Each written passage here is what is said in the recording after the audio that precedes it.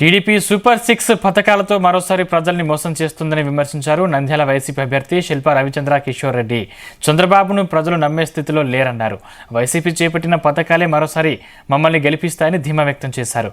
జగన్ మరోసారి సీఎం అవుతారని శిల్పా రవిచంద్ర కిషోర్ రెడ్డి అన్నారు. ఈరోజు ప్రజలందరూ కూడా స్వచ్ఛందంగా తరలి వచ్చి మరి ఈరోజు మాకు స్వాగతం పలుకుతూ ఉన్నారు.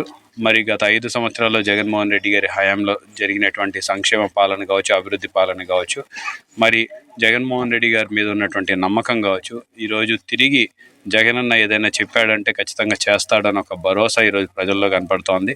గత 5 సంవత్సరాల్లో కూడా కరోనా లాంటి కష్టకాలాన్ని దాటుకున్న తర్వాత కూడా ఎంతో ఖర్చు అయిన తర్వాత కూడా ఈ రాష్ట్రంలో చెప్పిన హామీలన్నీ కూడా నెరవేర్చి ఈరోజు ప్రజల వద్దకు వచ్చాం. మరి ఇంకొక వైపు మా ప్రధాన ప్రత్యర్థి అయినటువంటి తెలుగుదేశం పార్టీ వారి కూటమి సభ్యులు ఎన్నో వాగ్దానాలు చేసినారు, ఎన్నో మాటలు చెప్పినారు.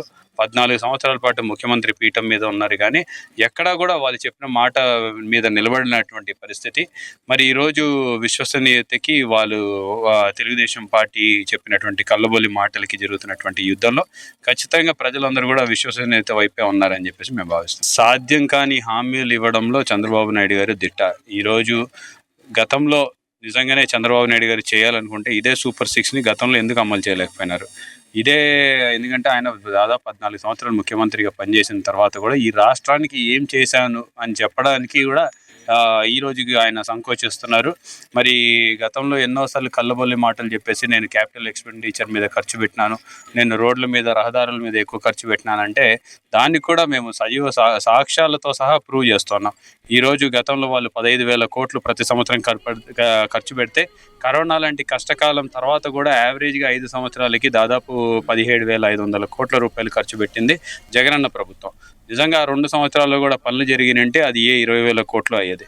మరి ఈరోజు క్యాపిటల్ ఎక్స్పెండిచర్ అంటే ఈ రోడ్లు కానీ, రహదారులు కానీ, డ్రైన్లు కానీ, లేకపోతే హాస్పిటళ్ళు, స్కూల్స్, ఇవన్నీ అభివృద్ధి దాని మీద కూడా జగనన్న హయాంలో జరిగినంత అభివృద్ధి తెలుగుదేశం హయాంలో ఎప్పుడు కూడా జరగలేదు. భవిష్యత్తులో కూడా